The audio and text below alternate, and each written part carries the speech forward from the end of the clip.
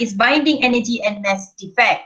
So kita nak tengok apa itu binding energy and also mass defect dekat sini. Okay, mass energy equivalent. The theory of relativity leads to the idea that a mass is a form of energy and energy can be related by the following equation. E is equals to mc square. Okay, so Einstein equation, Einstein came up with this theory of relativity which comes from dia punya pemahaman daripada chapter 10 itself. So dia deduce the equation, dia dapatkan equation E is equals to mc square ini. Okay, ini berdasarkan equation from energy of photon dan juga de Broglie wavelength itu. Lambda is equals to H over P, di mana P adalah momentum mv dan juga energy of photon sama dengan Hc over lambda. Menggunakan dua equation ini, he came up with this theory of relativity. He managed to deduce the equation E is equals to mc square. Okay, E dekat sini adalah energy and then M dekat sini adalah rest mass, must be in kg. Saya dah boldkan dekat sini, so kena you have to be aware of this lah. The unit untuk mass dekat sini kena dalam kg. And then C adalah speed of light in the vacuum. Okay, alright, this is because bila mass dalam kg, energy yang kamu akan dapat adalah dalam unit joule. Kita nak SI unit. However, macam kita cakap dalam chapter 9 dan juga 10, kita akan ada unit electron volt untuk energy juga. Kita akan ada unit electron volt untuk energy juga. Whenever you encounter unit electron volt, awak kena convert dia pergi joules lah kan. Alright, unit conversion of mass and energy. EV is kinetic energy gained by an electron in being accelerated by a potential difference of 1 volt. Okay, it's the kinetic energy of a electron, satu biji elektron, to a potential difference by 1 V dekat sini. Itu maksud 1 EV. So 1 electron volt is equivalent to 1.6 times 10 to the power negative 19 joule dekat sini. Alright, for mass pula, okay, this is very common. You have used this unit in your chemistry. Atomic mass unit, iaitu unit U dekat sini, is defined as exactly 1 over 12, saya betulkan dekat sini 1 over 12 of the mass of the neutral carbon 12 atom. Iaitu 1 U dekat sini, 1 U is equivalent to mass of the carbon divided by the 12. Okay, bahagi dengan 12. So maksudnya 1/12 daripada whatever mass of the carbon dekat sini. Itu adalah nilai 1 U. Okay, so which is actually 1.66 times 10 to the power negative 27 kg. So 1 U bersamaan dengan 1.66 darab 10 kuasa negatif 27 kg. Okay, dua-dua ini adalah unit untuk mass. Dua-dua ini adalah unit untuk mass, cuma U ini kita panggil atomic mass unit. Atomic mass unit, whereas ini kg adalah unit kilogram lah, kilogram, dan kilogram adalah SI unit kita. Atomic mass unit adalah bukan SI unit, however it is a common unit yang kita guna untuk mass of atom. Okay, kamu akan encounter benda dalam chemistry lah. One atomic mass can be converted into the unit of energy by using, okay, so sekarang apa yang kita nak buat dekat sini adalah kita nak relate atomic mass, tadi 1 U ni kita kaitkan dengan masih mass kilogram. Sekarang kita nak kaitkan 1 U ini, 1 U is equals to how many energy, berapa banyak tenaga. Okay, how many energy in terms of energy, awak nak convert dia pergi ke energy. So mass sekarang kita nak in terms of energy pula. So according to E is equals to mc square, E ini adalah energy, ini tenaga. M here is the mass and C is the speed of the light. Okay, speed. Okay, so apa yang kita tahu adalah mass dekat sini 1 U is equivalent to this much. So our substitute masuk ini untuk 1 U. And then the speed of light constant 3 eksponen 8, awak square kan, awak akan dapat energy kamu sebanyak 931.5 MeV. Ini dalam unit MeV. Tapi bila awak tekan kalkulator yang ini, when you press your calculator of 1.66 times 10 to the power negative 27 multiply with 3 times 10 to the power 8 square, awak akan dapat ini sebenarnya lah dalam unit joule. 1.49 darab 10 kuasa negatif 10 joule. Okay, so your 1 U is equivalent to this much of joule ataupun kita samakan dengan 931.5 MeV per C square. So basically apa yang jadi dekat sini adalah kita ada energy is equals to mc square. M akan sama dengan energy over C square. Okay, M sama dengan energy over C square. So M ni kalau kita cakap mass dia adalah 1 U, tenaga dia adalah sebanyak 931.5 mega electron volt per C square. Okay, this is another unit conversion. Okay, 1U bersamaan dengan 931.5 mega electron volt. This is basically a unit conversion dekat sini, bukan benda baru pun lah. Which comes from, you rearrange your E is equals to MC square, jadikan M subjek, E bahagi dengan C square. E dekat sini kita dapat adalah 931.5 MeV. How did you get this one adalah, you get from this joule, which is the multiplication of 1U dengan the constant C square tadi tu. Okay, so apa dapatlah, ini adalah unit conversion of U in terms of energy. M dekat sini adalah mega, ini adalah prefix 10 kuasa 6. This is 10 to the power 6 actually. EV baru adalah dia punya unit dekat sini. Electron volt is the unit here. Okay, so sama saja macam kamu ada unit conversion untuk electron volt dekat atas, 1 EV here is equals to 1.6 times 10 to the power negative 19 joule. Ini adalah unit antara energy dengan energy. Cuma satu SI unit, satu lagi bukan SI unit. And then you have 1U is equals to 1.66 times 10 to the power negative 27 kg. Ini dua-dua unit untuk mass. Kita relate mass dengan mass.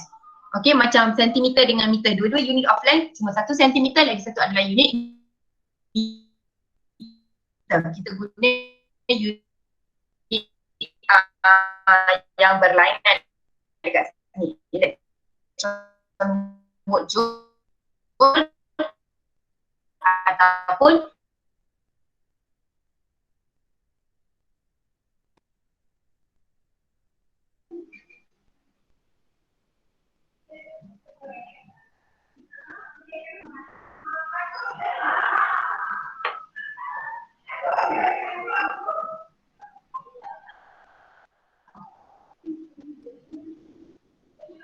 okay, are you guys still with me? Yes, Miss. Ada Miss. Yes, miss. Masih ada Miss. Yes, miss. Okay.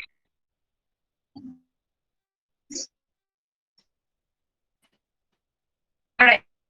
Next, kita nak tengok pada Miss.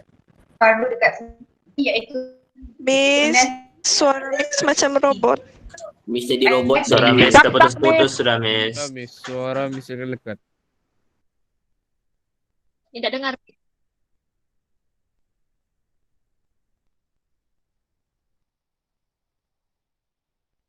Hello Miss. Hello.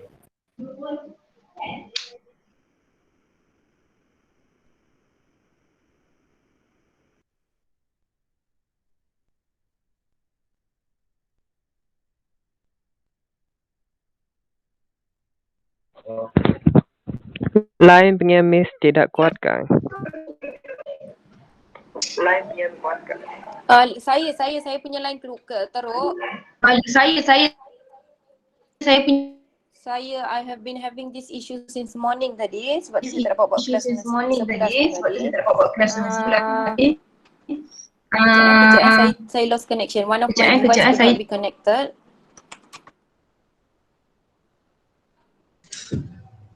Suara Miss tu double sudah. Okey Akid, kau mengajar. Kamu nampak skrin saya masih tak?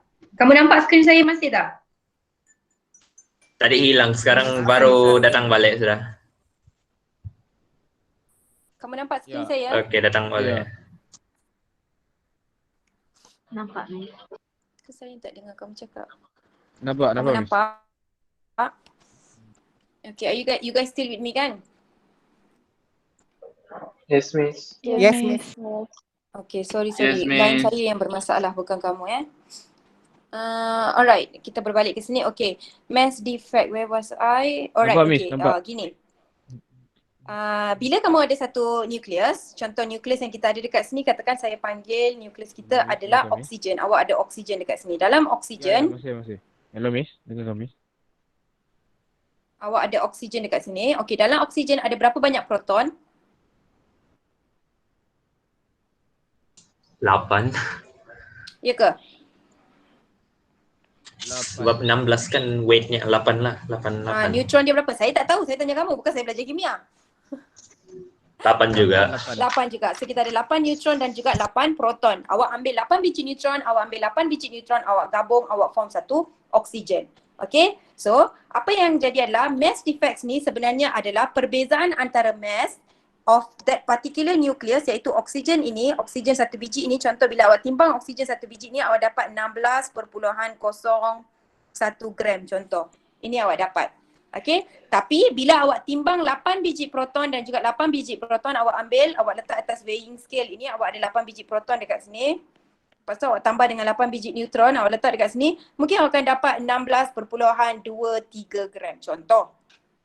Okay, so 16.23 ini adalah bila mereka secara individual. Awak ada 8 biji proton, awak ada 8 biji neutron, awak timbang, awak dapat 16.3. Lepas tu sekarang awak ambil semua 16 ni, awak letak, awak pun buatlah kerja kimia awak dekat sini. You make sure dia form into a satu biji nukleus. Lepas awak form dia menjadi satu biji nukleus, awak timbang di atas weighing scale tu.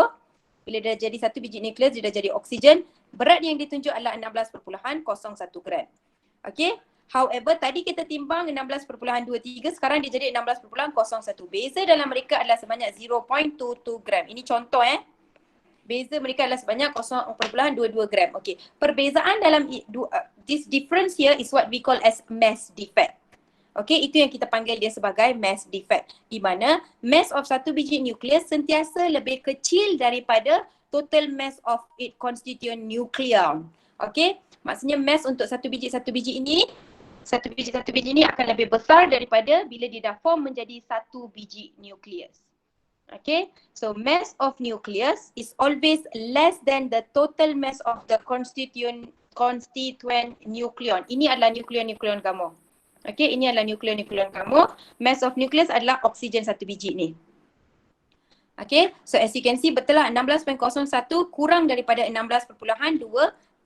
So mathematically dia tulis mass of atom iaitu satu biji nukleus kamu itu is always less than mass of summation of the, ini bilangan proton, 8 biji proton darab satu biji proton punya berat. Satu biji proton is about 1.0 something.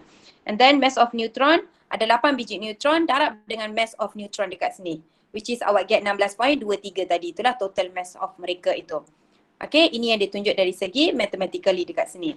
Therefore, mass defect is the delta M which equals to proton number multiply with mass of proton campur dengan neutron number multiply with mass of neutron minus the mass of nucleus ataupun mass of that particular atom dekat sini. So, delta M ni sebenarnya kalau kita tulis dari segi kita punya gambaran dekat sini untuk oksigen tadi tu, delta M kamu akan sama dengan mass of setiap biji proton darab dengan number of proton. Awak ada 8 biji proton, awak darab dengan mass of satu biji proton. Dekat sini ada nilai satu biji proton which is 1.007825U. Alright. And then kita campur dengan 8 biji neutron. Awak ambil 8 biji neutron. Neutron punya mass pula adalah 1.008665.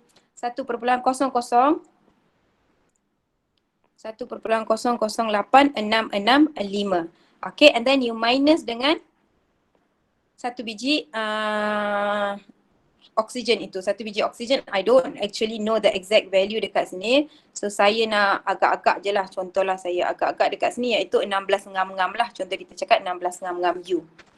Alright, ini adalah mass of oksigen. Selalu dia akan bagi dalam soalan. Awak tak payah risau. Dia akan bagi dalam soalan ni. Saya nak tunjuk contoh je. So bila awak tekan kalkulator, ambil 8 darab dengan 1.007825.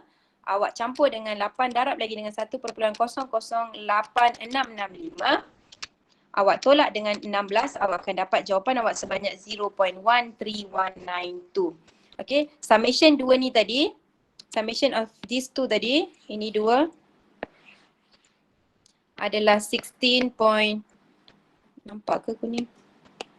16.13192. Ini awak dapat. Summation of the proton and the mass of the proton dan juga neutron and mass of the neutron itu awak dapat 16.13192. Lepas awak tolak dengan bilangan satu biji neutron, satu biji nukleus itu awak akan dapat the mass defect.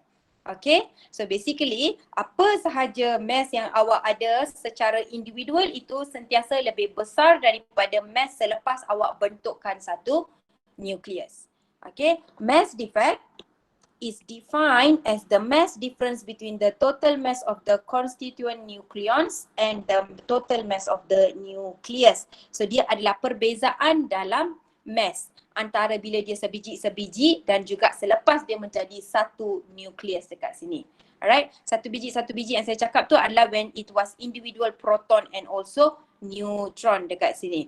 Okay, and you form them to become a nucleus. Okay, kenapa kita ada mass defect? Why do we have this difference in the mass? Kenapa boleh ada perbezaan? Bila dia individual lagi banyak tapi lepas dia gabung kenapa mass dia kena jadi kurang?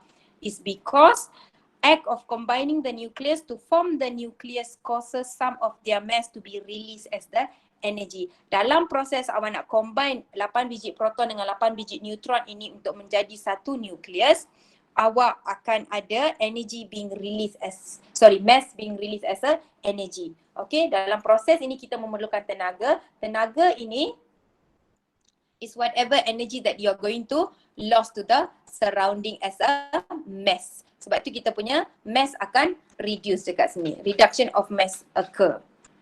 Are we good here? Yes, miss. Semua orang okey ke? Yes, miss. Okay, Yes, Miss. miss. Yes, miss. Miss. Faham tak? Faham. Faham, miss. Okay. So basically awak kena faham. miss. Okay, good. Okay, awak kena faham simbol-simbol dekat sini. M besar, A besar ni kita associate dengan mass of nucleus. This one, this is known as mass of nucleus. Iaitu dia adalah satu biji nucleus. Oksigen, helium, boron, apa sajalah yang kamu ada dalam periodic table kamu tu, itu adalah nucleus kamu. And then Z here is the symbol for proton. Bilangan proton, berapa biji proton. MP here is the mass of proton. And then you have N here. N dekat sini adalah bilangan neutron. Berapa banyak neutron yang kamu ada dalam satu nukleus itu. And then Mn dekat sini adalah mass of that particular neutron. 1 biji neutron berapa. So semua ni dia akan bagi tahu dalam soalan. Awak tak payah risaulah kan. Cuma awak kena be able to deduce berapa biji proton dengan berapa biji neutron for that particular nucleus. So bila kita nak cari mass defect delta M is equals to number of proton darab dengan mass of proton plus with number of neutron darab dengan mass of neutron, and then you take that summation, awak tolak dengan the mass of the nucleus. Okay, the difference in the mass is occur due to the combining the nucleus to form the nucleus causes some of their mass to be released as the energy. So kita ada loss of the energy dekat sini in terms of mass. That is why kita ada difference in the mass dekat sini. Okay, an atom to separate the nucleon would involve them being given the same amount of energy. So contohnya awak dah ada satu biji nukleus, awak dah ada oksigen dekat sini. So katakan oksigen ini mempunyai 8 biji proton dan 8 biji neutron, betul tak? So sekarang apa kita nak buat adalah kita nak split them balik, kita nak separate dia balik. Kita tak nak dia jadi satu biji oksigen, kita nak dia jadi 8 biji proton yang berasingan dan juga 8 biji neutron yang berasingan. You want to separate them again. Awak nak pisahkan dia balik. So untuk pisahkan dia balik, tenaga yang awak akan pakai untuk pisahkan dia sama sahaja dengan whatever energy that you have released tadi. Okay, so dia akan ada the same amount of energy, and this energy is called the binding energy of the nucleus. Okay, dia adalah binding energy of the nucleus. Energy to separate a nucleus is equals to the energy that you have used to combine them. Sebab tu kita panggil dia binding energy. Okay, binding energy here is the energy required to separate completely all the nucleons in the nucleus. Okay, you are going to separate semua biji proton dan juga semua biji neutron yang ada dekat situ secara individual. You are going to make them individual again. Itu maksud binding energy. Binding energy is the of a nucleus is equals to the energy equivalent of the mass defect. Alright, so tadi apa yang kita berjaya cari dekat sini hanyalah mass defects dekat sini, iaitu mass that you have lost in terms of energy dekat sini. So bila kita nak tahu the total energy ataupun binding energy that you have used to build them ataupun to separate them, dia akan jadi delta mass darab dengan C square, which is the relativity equation. Sama equation dengan relativity tadi tu. Okay, MC square. Cuma sekarang dia adalah binding energy, so kita ada E binding dan juga dia E binding ini menggunakan apa saja tenaga yang awak dah guna untuk build dia tadi, so it must consist of the mass defect, whatever mass yang kamu dah lost tadi. Okay, so awak kena tambah balik mass itu untuk jadikan dia satu biji proton. Kalau tak, dia tak boleh jadi satu biji proton sebab mass of individual itu tak sama dengan 1.007825 ini. Okay, when you separate them, it has to have the same amount of mass. Okay, bila awak split dia menjadi individual, dia kena ada mass dia yang sendiri balik. So awak kena tambah balik lah dengan mass defect yang awak dah lost tadi itu. Okay, binding energy is in the unit of joule, mass defect is in the unit of kg, and speed dekat sini adalah ms negatif, satulah SI unit. Semua ni dalam unit SI dekat sini. Okay, are we good up to this particular point? Yes, miss.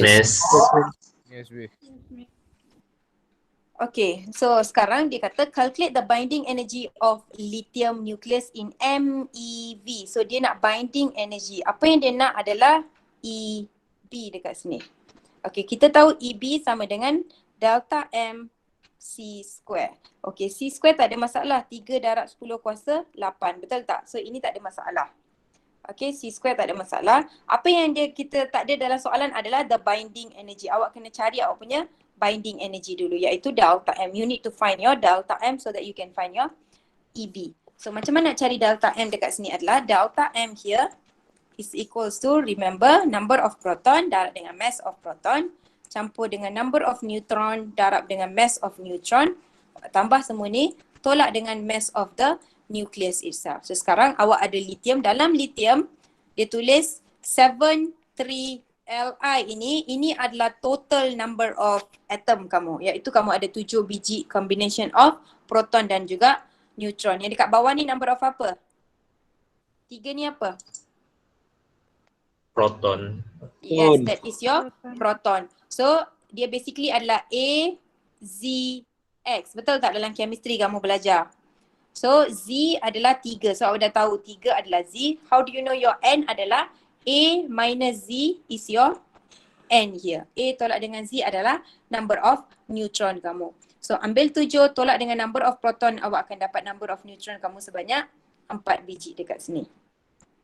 Okay, mass of proton, mass of neutron dia dah bagi dalam soalan. Ini mass of neutron, ini mass of proton. Lepas tu dia kata mass of lithium nucleus iaitu Ma kamu pun dia dah bagi. However, you have to look at the unit yang dia guna dekat sini. Dia guna U, dia tak guna kg.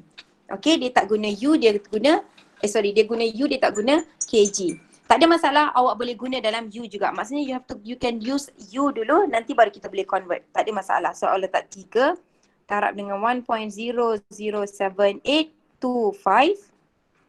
and then U plus with N adalah 4 darab dengan 1.008665. Lepas tu awak tolaklah dengan kamu punya total number dekat sini adalah 7.01600U. Awak pun tekanlah kalkulator. 3 darab 1.007 8825 campur dengan 4 1.0086665 tolak dengan 7.01600. Awak akan dapat 0.042U. Okay, mass yang kamu dapat sekarang dalam unit U dekat sini. Okay, awak dapat dalam unit U. Alright, okay, sebelum saya proceed apa-apa, saya nak emphasize on the number of significant figures ataupun decimal places dekat sini kan. Kalau dia bagi sebesar-besar ni, sepanjang-panjang ini, salin balik semua-semua ni. Okay, salin balik semua-semua ini sebab perbezaan dia adalah sangat-sangat kecil sebenarnya. If you were to round off, awak takkan dapat jawapan, awak akan dapat kosong balik dekat sini. Sebab ini pun 7 something, ini pun 7 something. So the decimal places and the significant places here matters here. So awak jangan round off. Kalau dia bagi 10 ke 15 kali pun awak ambil lah semua 15 nombor tu, awak letak dalam kamu punya substitution dekat sini. And then you get your final answer dekat sini. Alright. So, okay, dekat sini delta M kamu berada dalam unit U. Okay, so you have to convert dia pergi kg baru akan dapat energi kamu dalam joule. However, kalau kamu tengok dalam soalan dia kata calculate the binding energy in MeV. Maksudnya dia kata dia tak nak pun unit joule dalam final answer kamu. Dia nak unit MeV. So dia nak energi kamu dalam MeV dekat sini. Okay, so bila dia nak dalam unit MeV, awak tak perlu pun convert awak punya ini pergi kg. Apa yang awak buat adalah awak biar dia 0.042, cuma awak nak convert dia sekarang pergi ke in terms of energy, iaitu awak akan guna yang ini unit conversion yang awak belajar tadi, iaitu 1 U is equivalent to 931.5 MeV over C square. So dekat tempat U tu sekarang awak akan substitute awak punya unit conversion yang awak belajar itu 1 U is equals to 931.5 MeV over C square. So saya pun akan substitute yang tu dekat sini. 931.5 MeV over C square. So sekarang ada C square lagi dekat sini. Ini adalah delta M kamu tahu. Ini delta M kamu. Ini adalah nombor dia. Ini adalah unit U dia dekat sini. And then darab dengan C square kamu. Your C square ni. Saya tak substitute masuk C square 3 darab eksponen 8 sebab saya nak cancel dengan C square dekat sini. I'm going to cancel now. Okay, lepas saya cancel, saya akan tekan calculator whatever value I have, 0.042 times with 931.5. Saya akan dapat jawapan saya sebanyak EB saya, binding energy saya sama dengan 39.123 mega electron volt. So this is the unit that I got for my binding energy in terms of MeV. Okay. So, bila dia minta dalam MeV, awak punya U ni awak tak payah convert pergi kg. Tak perlu convert pergi kg. Apa yang awak boleh buat adalah sebab dia nak dalam MeV, awak boleh guna unit conversion yang dekat sini. Sebab tu kita ada belajar this new unit conversion dekat sini, iaitu kita relate mass dengan energy. Are we good here? Yes, miss. Yes, miss. Yes, Miss. Okay, kita akan buat satu lagi contoh dekat sini. If the mass of the chlorine 35 nucleus is 34.97 U, calculate the binding energy in joule. So sekarang kita nak binding energy dalam unit joule. Binding energy adalah delta M C square. So samalah C square, tak ada masalah, it's a constant. So what you need now is your delta M. So kena cari delta M dulu. Delta M macam biasa, Z MP plus with N Mn plus minus with M A dekat sini. Z kamu adalah number of proton. Number of proton datang daripada sini, iaitu 17 biji. 17 biji proton darab dengan 1.00785 U. Campur dengan number of neutron kamu, 35 minus dengan 17 tadi, awak akan dapat 18 neutron. 18 neutron darab dengan mass of neutron 008665. Lepas tu awak tambah semua ni, awak tolaklah dengan mass of the nucleus, iaitu mass of your chlorine tadi, 34.97, 34.97. So bila awak tekan kalkulator, 17 darab dengan 1007825 Miss. campur. Nak cakap tu kan? Miss. Oh ya, Ya saya. Sudah. Ya, saya pun baru perasan. Thank you juga. Okay, Miss. So awak dapat 35.2889995. Awak dapat ini, lepas awak tolak dengan 34 tadi tu, 0.97. Jangan lepas walaupun satu nombor. Apa saja ada dalam kalkulator kamu, salin dia semua. Tolak dengan 34.97. So awak akan dapat perbezaan dia sebanyak 0.318995 U. So this is what you get in terms of U dekat sini. Alright, yang ni sekarang kalau kamu perasan, dia nak final answer of the energy in unit of joule. Kalau unit of joule, mass kamu kena dalam kg juga. Okay, so dekat sini kita tak boleh guna unit conversion of MeV over C square itu. Maksudnya awak tak boleh relate U dengan MeV. Apa yang kita buat adalah kita convert 1 U bersamaan dengan 1.66 darab 10 kuasa negatif 27 kg. Dia ada bagi dekat atas sini. Di mana sini. 1 U is equals to 1.66 eksponen negatif 27 kg. So kita akan guna pemahaman ini, kita akan convert kawan ni lah. So sekarang awak nak convert dia pergi. Delta M kamu akan menjadi 1U is equal to this much. Kamu ada 0.33 darab dengan kamu akan dapat 5.295,317 darab 10 kuasa negatif 28 kg. So this is your mass defect in terms of kg. Kalau saya tak salah kira lah, betul lah tu. So sekarang awak masukkan dekat sini 5.295,317, salin semua, jangan lepas satu nombor pun. And then sekarang darab dengan C square tu kita masukkan nilai sebab kita tak ada niat nak cancel dia dengan mana-mana. So kita masukkan nilai dia sebab ini dalam unit kg sudah, ini dalam unit ms negatif 1. So now you can get your unit of joule which is kg ms negatif 1. Itu adalah unit of joule sebenarnya. So awak pun darablah dengan 3 eksponen 8 square, awak akan dapat 4.76. Final answer ni bolehlah kita ringkaskan sikit sebab ini tak ada masalah. 4.766 times 10 to the power negative 11 joule. Okay, nampak tak?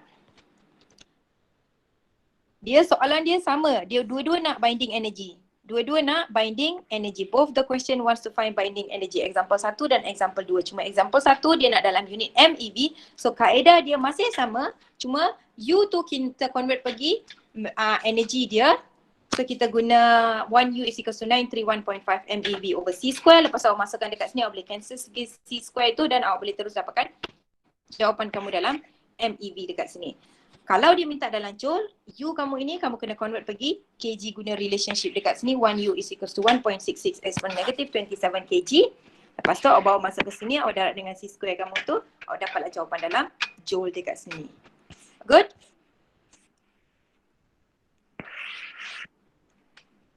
Example 3 kamu buat sendiri. Example 3 kamu buat sendiri. Alright, next adalah binding energy per nukleon. Okay, apa itu binding energy per nukleon? Binding energy kita dah belajar tadi. Binding energy adalah EB. Apa itu per nukleon? Okay. The binding energy per nucleon is the energy per nucleon required to completely separate the nucleon. So maksudnya binding energy per nucleon adalah energy yang kamu perlukan untuk completely separate the nucleons. Maksudnya awak betul-betul nak asingkan dia kepada sebiji-sebiji yang lain itu, to completely separate them into the nucleon. So binding energy per nucleon is an indicator of the stability of a nucleus. Okay, kita akan guna binding energy per nucleon ini as an indicator to mention ataupun to identify whether nucleus kita itu stable ataupun tidak. Okay, macam mana awak nak tahu nucleus kamu stable ataupun tidak? Kamu tengok pada the binding energy per nucleon itu. A nucleus with high binding energy per nucleon is more stable. So kalau binding energy per nucleon, kita guna EB per nucleon dekat sini adalah per A. Nucleon dekat sini adalah number of atom kamu. A kamu dekat sini. So binding energy per nucleon EB over A ini, kalau nilai dia besar, if the value here lepas kamu dapat ni adalah besar, kita cakap dia lebih stable. Tapi kalau dia kecil, kita cakap dia less stable. Okay. Okay, unit untuk binding energy per nucleon ini tak ada masalah. Kita cakap MeV lah sebenarnya. Dia punya ni kan MeV sebab nucleon ni tak ada unit. Nucleon ini just number of atoms, so dia tak ada unit. Ini unit dia adalah masih MeV ataupun joule dekat sini. So kita ada graph of binding energy per nucleon. Apa yang kamu ada dekat sini adalah you have binding energy per nucleon. Ini adalah EB over A kamu versus number of nucleon kamu. Kamu ada versus number of nucleon kamu dekat sini. So apa yang kamu ada dekat sini adalah kalau kita tengok dia tulis graf kamu berbentuk dia start daripada 1 MeV, dia naik ke atas, dia quickly naik ke atas pergi ke 7 MeV and then dia drop sikit. Lepas dia drop sikit dekat sini and then dia start to curve. Dia naik sikit and then dia curve gitu, lepas tu dia slowly turun. Okay. Bentuk graf ini awak wajib tahu. Maksudnya dia kena naik, dia kena turun sikit, lepas tu dia akan naik, lepas tu dia akan curve macam tu lah. So you should know how to sketch this graph. Okay. Dan awak should be able to identify mana satu position yang leads to the greater stability itu. Okay, so kita akan tengok dia punya explanation dekat bawah for this particular graph. The value of binding energy per nucleon rises rapidly from 1 MeV per nucleon to 8 MeV per nucleon with increasing mass number A for light nuclei. So untuk nuklei yang ringan iaitu yang mempunyai number of atom yang kecil, kalau kamu tengok dia punya mass binding energy per nucleon itu increase dengan quickly. Iaitu daripada 1 MeV dia cepat-cepat naik pergi 7 dekat sini. And then dia drop sikit, dia naik balik pergi sampai ke 8 untuk nilai yang kecil iaitu from 0 to 20. Okay, from 0 to 20. Lepas tu dia naik sikit, ini masih dalam kawasan, itulah kan dalam kawasan 8 MeV. So ini semua kita consider light nuclei. Ini semua kita consider light nuclei. So for light nuclei iaitu number of atom dia kecil. As the number of atom is increasing daripada 0 ke 40 ini, kamu akan nampak dia punya binding energy per nucleon pun increase rapidly. Dia cepat-cepat naik daripada 1 terus pergi ke 8 sini. Okay. Lepas tu nuclei with nucleon number between 50 to 80. So ini adalah nuclear number kamu. Number of atom tu kita panggil dia nuclear number juga. Dia ada banyak nama. From 50 to 80. So ini adalah 50 kamu. Ini adalah 80 kamu. So for this particular range have the highest binding energy per nucleon about 9 MeV. So bila kamu tengok dalam graf kamu, dia naik gini. So dekat kawasan sini, kawasan daripada 50 sampailah ke 80 ini adalah paling maksimum binding energy per nucleon yang kamu reach. Lepas tu dia start turun balik. Dia naik, paling maksimum, lepas tu dia turun balik. Okay, this indicates that 50 to 80 nuclear number kawasan sini daripada 50 sampai ke 80 ini, kita panggil dia region of greatest stability dia. Greatest stability dia. Sama je yang macam dia mention dekat atas ni lah. Dekat atas ni dia tak ambil literally 50 ni tengah lah. Dia ambil 50 plus lah kan. Daripada 50 onwards, which is 56. Dia start daripada ferrum itu. Okay, dia start daripada ferrum dekat sini. Okay, so 50 to 80 you have highest binding energy per nucleon about 9 MeV. For nucleon number greater than 80, the binding energy per nucleon decrease. So selepas dia punya 80, dia start to merosot. Nilai dia berkurang. Binding energy per nucleon itu decreases. The maximum value of the curve occurs in the vicinity of the nickel, which is the most stable nucleus. So kalau kamu tengok dekat sini, nickel 62 ini paling tinggi. Okay, ini mempunyai binding energy per nucleon yang paling tinggi. So kita cakap dia paling stable, most stable. So bila you have EB over A yang paling tinggi, kita panggil dia paling stable, most stable. So dalam graph ini, according to this graph, nickel here is the one that has the highest number of binding energy, iaitu 8 perpuluhan something approximately to 9 dekat sini. Okay, so it is approximately to 9. So kita cakap dia mempunyai most stable nucleus. Okay, for heavy nucleus with nuclear number between 2 to 200, so daripada 200 sampailah ke 240 ini, the binding energy is between 7.5 and 8 MeV. So kita naik atas sikit, kita tengok. So ini adalah kawasan 200 sampai 240.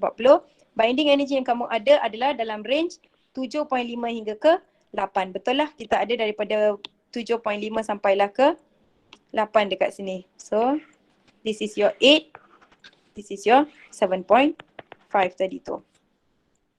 These nuclei are unstable and radioactive. So kawasan 200 hingga 240 ini kita panggil radioactive nucleus. Sebab dia boleh being bombarded and produce many other atoms kecil-kecil lah. Maksudnya dia boleh pecah untuk jadi atom-atom yang baru lain. Okay, so kita panggil dia radioactive sebab dia paling unstable and radioactive. Okay, so again saya nak emphasize balik dalam graf ni. Dalam graf ni apa yang kamu ada dekat sini adalah you have your binding energy per nucleon EB over A. Kamu ada EB over A versus A. A itu boleh panggil mass number, number of atom boleh, number of nuclei boleh, mass of nuclei boleh, semua ni benda yang sama. Okay, so kamu punya mass of nuclei start from 0 sampailah ke paling besar 240, iaitu kamu punya uranium dekat sini. We go up to uranium iaitu 238 dia punya number of nuclei dekat sini. A ni adalah number yang dekat atas ni This is how you write your atomic number. Kamu punya A ni, this is what we are talking about. Okay, nombor yang summation of proton dan juga neutron itu. Okay. So dalam ini kamu akan nampak for the very light nuclei iaitu from 0 to 40 lah kan, 0 to 40 A, nilai A kamu range from 0 to 40. What you can see is the binding energy per nucleon rises rapidly daripada 1 MeV terus dia pergi sampailah ke 8 itu. Okay, dia quickly increase pergi ke 8 dekat sini. Okay. For 50 to 80 atomic number, 50 hingga 80 ini kita panggil dia to have the highest binding energy. So according to the curve itself, kalau kamu perasan bila dia sampai 50, dia mempunyai binding energy yang tinggi, paling tinggi. And then after 80, the curve start to decrease balik. Okay, so dia naik, daripada sini dia naik, lepas tu dia start turun balik. So this bit here mempunyai highest binding energy per nucleon. Dia mempunyai EB over A yang paling tinggi dekat sini. So bila dia mempunyai EB over A paling tinggi dekat sini, kita tadi cakap binding energy per nucleon is the indicator of stability of the nucleus. The higher binding energy, the more stable the nuclei is. Okay, kita dah cakap kalau besar binding energy, maka stable lah kita punya nucleus itu. So according to this, kalau kawasan 50 hingga 80 ini mempunyai highest binding energy, maka dia adalah region of the greatest stability. Maksudnya nukleus seperti ferrum, nikel dan juga germanium kot yang ni. Ini tiga adalah antara nukleus yang paling stable. Okay, tiga nukleus ini paling stable. You should know lah siapa yang duduk dalam region of stability ini. Awak tak payah hafal. Yang penting awak tahu dia duduk dalam range nombor 50 sampailah ke 80. So any atom yang mempunyai nombor atomic mass dia 50 sampai 80, dia adalah higher stability sebab dia ada high binding energy. Okay, and then after that, selepas 80, apa yang kamu nampak adalah the binding energy per nucleon mula menurun. Dia punya binding energy per nucleon akan decrease. After dia decrease at a particular point from 200 to 240 ini, kita panggil the most unstable. Okay, dia adalah the most unstable nuclei sebab dia mempunyai nuclei number daripada 8 sampai ke 7.5. Okay, dan juga dia adalah radioaktif sebab as dia being bombarded with any other ray ataupun any other particles, dia akan split and form another particles dekat sini. So kita panggil dia radioactive particles dekat sini. Are we good about this graph here? Yes, miss. Yes. Okay, awak kena tahu bentuk graf ni lah. Macam saya cakap tadi, awak kena tahu sketch lah. Sketch tu tak adalah literally kita nak sebiji-biji cantik, awak kena hafal semua titik ni, tidak. Awak roughly saja, awak ingat dia macam tu saja. Lepas tu awak label dia pun awak agak-agak je lah dekat sini. Ini daripada 0 sampailah ke 40, and then daripada 50 sampailah ke 80, and then 200 sampailah ke 240 itu. Maksudnya roughly saja you're going to label. And then ini akan jadi 1 MeV, ini jadi 7 MeV yang paling peak dekat sini, 7 MeV, and then it goes down up to 8 dan juga 9 dekat sini, 9 dan juga 8. Roughly sahaja ingat dia punya shape. And then apa yang penting adalah awak kena tahu setiap region dia, di mana dia ada. Dia adalah light nuclei, dia adalah highest binding energy per nucleus, maksudnya the region of greatest stability, and then which part is the radioactive part. Radioaktif adalah 200 sampai 240. Itu awak kena tahu pasal graf ini. Dan juga kadang-kadang dia akan bagi graf, dia bagi bentuk semua, dia akan suruh kamu identify, dia akan letaklah contoh dia kata ini A, ini B, ini C, ini D. So dia nanti cakap yang mana satu paling stable. So C paling stable. Awak kena tahulah region yang paling stable yang mana satu radioaktif. B adalah radioaktif kamu. This is radioactive. Contohlah, awak kena should be able to identify.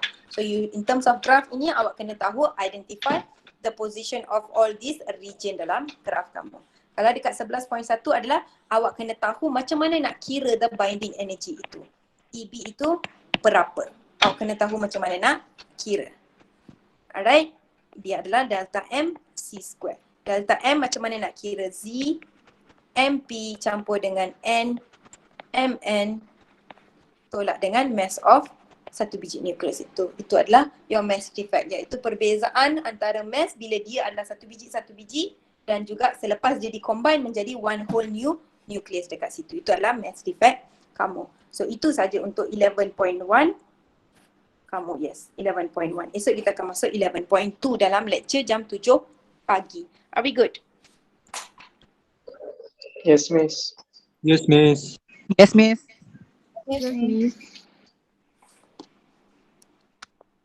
Okey, lagi satu sebelum saya terlupa. Binding energy per nucleon ni pun awak sebenarnya boleh cari nilai dia. EB/A ni contoh dia akan bagi nilai binding energy itu of a particular. Contoh dia kata binding energy of ferrum. Lepas tu dia kata 900 lah. Contoh 900 MeV. So ferrum punya ni adalah 56. Awak bahagi dengan 56 saja. Itu je cara awak nak cari binding energy per nucleon. Awak bahagi balik dengan bilangan A dia itu.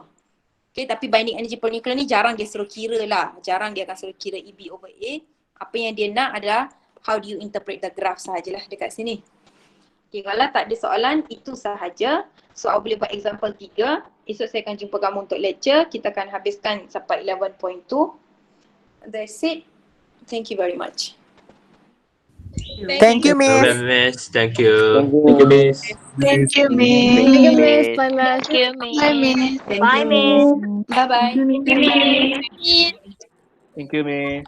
Okay. Thank you, Miss. Thank you, Miss. Alright. Thank you, Miss. Okay. Bye-bye, Miss. Bye.